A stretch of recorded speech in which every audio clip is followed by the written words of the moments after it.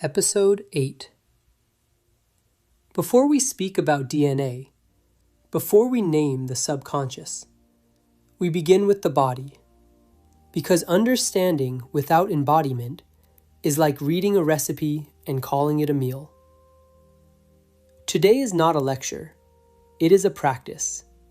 25 minutes to feel what science describes and experience what your ancestors knew. Part 1. Landing. Hello, this is Dr. Yoshi. Welcome to Rewire Lab. This is a space where you reclaim the ability to decide with your own brain and take the steering wheel of your life back. For the next 25 minutes, you are not trying to learn. You are not trying to improve. You are simply here. If you're driving, keep your eyes on the road. If you're walking, keep walking. If you can sit or lie down, even better. But wherever you are, let me guide you through something that will change not what you know, but how your nervous system meets the world. First, locate your breath. Don't change it yet, just notice. Is it high in the chest? Shallow? Fast? No judgment, just data. Now, place one hand on your belly. Feel it rise as you breathe in. Feel it fall as you breathe out. Let's do this together. Inhale for 4 counts.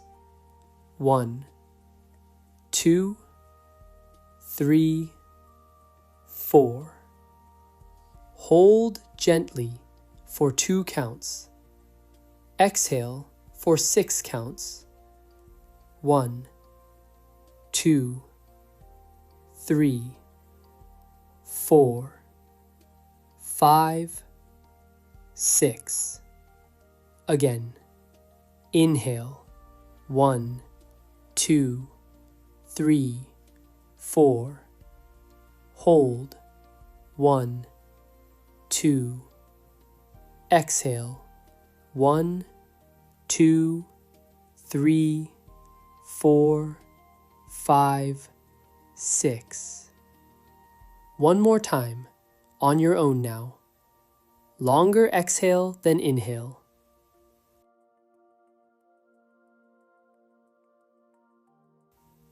Good. What you just did wasn't relaxation. It was communication. You told your vagus nerve, the main highway between brain and body, we are safe enough to update. In Zen practice, there is a term, Shoshin, beginner's mind. It means approaching each moment as if for the first time, without the weight of what you think you know. For the next 20 minutes, let your nervous system have Shoshin. Let it forget what it learned to fear. Let it meet this moment fresh. Part 2. The Inheritance. Let me tell you what you inherited. Inside every cell of your body, all 37 trillion of them, is a double helix. DNA. A blueprint written over millions of years by your ancestors. But here's what most people misunderstand. DNA is not a script you must perform. It's a library of possibilities. Which book gets opened, which chapter gets read, depends on the environment and the state of your body right now. As you listen, check in with your jaw. Is it clenched? Separate your back teeth, just a millimeter. Let your tongue rest soft in the floor of your mouth. This small shift sends a signal. No threat detected. Your ancestors, the ones whose DNA you carry, survived impossible things: war, famine, migration, loss. They developed patterns, neural shortcuts that said, stay alert, don't trust easily, prepare for danger. Those patterns helped them survive, and they passed them to you, not through words, but through something called epigenetics. Epigenetics means the environment writes notes in the margins of your DNA. It doesn't change the text, but it changes which sentences are underlined, which genes are turned on, which are turned off. If your grandmother lived through famine, her body might have tagged certain genes: store fat aggressively, conserve energy. If your father grew up in violence, his nervous system might have marked scan for threat constantly, react first, think later. And you might be carrying those instructions, even though your world is different now. But here is the gift. The science is still emerging. We can't say every mechanism is understood. But what we do know is this: state matters. Environment matters. Your body's condition right now matters. You can change which genes are expressed, not by fighting your blood, but by updating your state. So let's practice that right now. Inhale through your nose, slow and deep. Imagine the breath traveling all the way down to your belly. Hold it gently at the bottom. And exhale, twice as long as the inhale. As you exhale, imagine releasing just 5% of whatever tension you're holding. Not all of it, just 5%. Let's do 3 rounds together. Inhale, hold, exhale, again. Inhale, hold, exhale. One more. Inhale, hold, exhale. Notice, even this small shift, your shoulders might have dropped. Your chest might feel more open. That is not metaphor. That is your nervous system receiving new information. Part 3. The Subconscious River.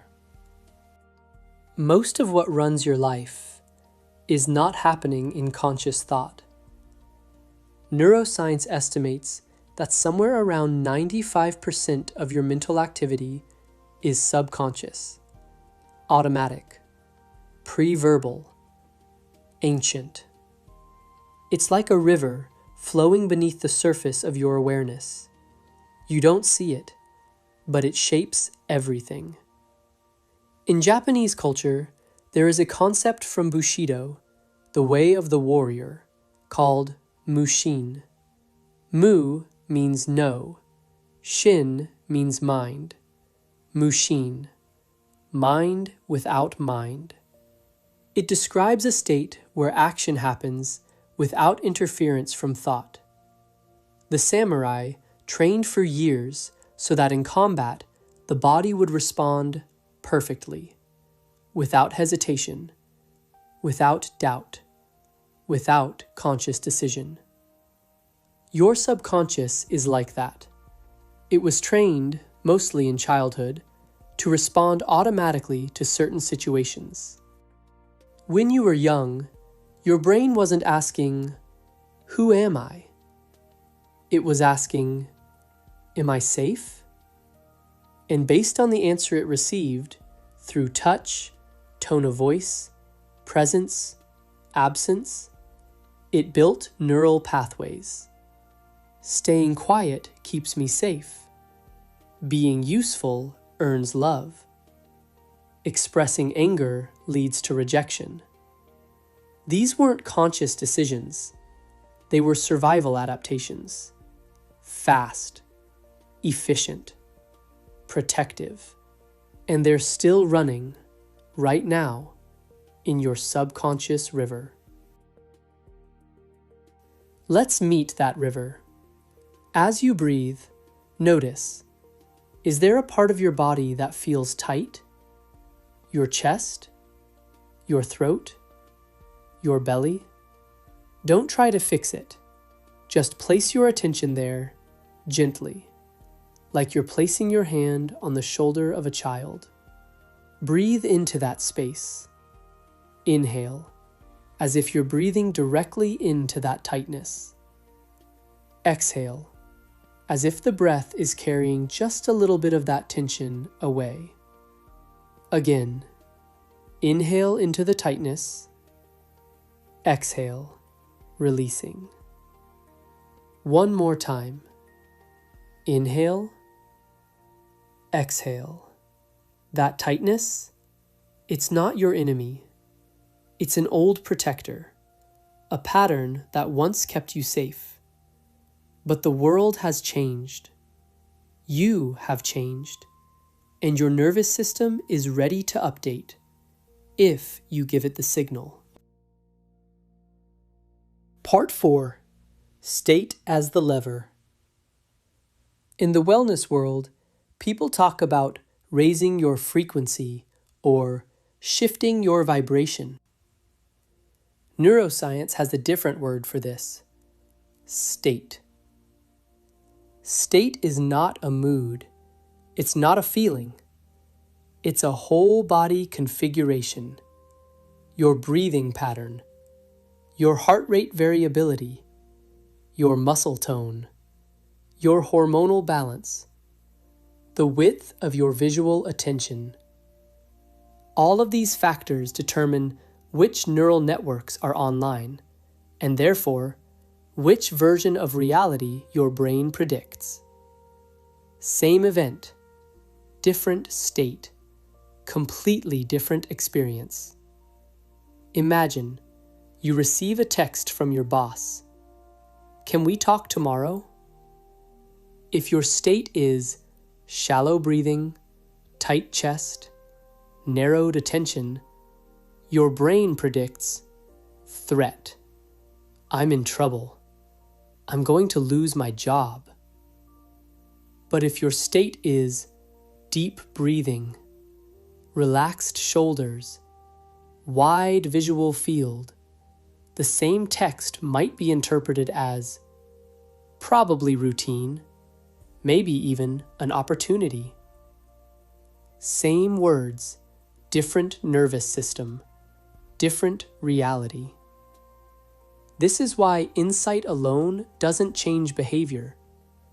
You can know intellectually that you're safe, but if your body is signaling threat, the brain will keep selecting old protective patterns. So the question becomes, how do you shift state?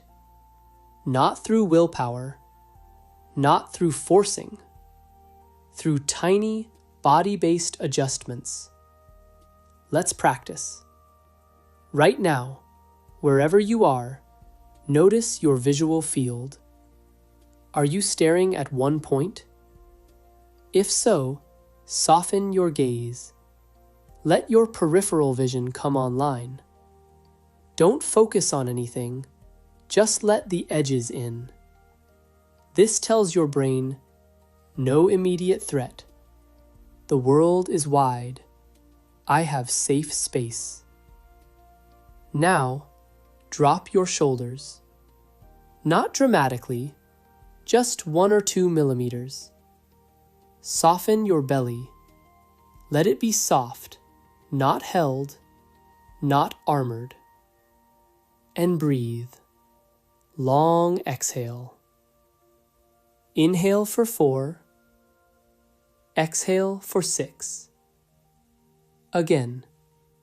Inhale. Exhale.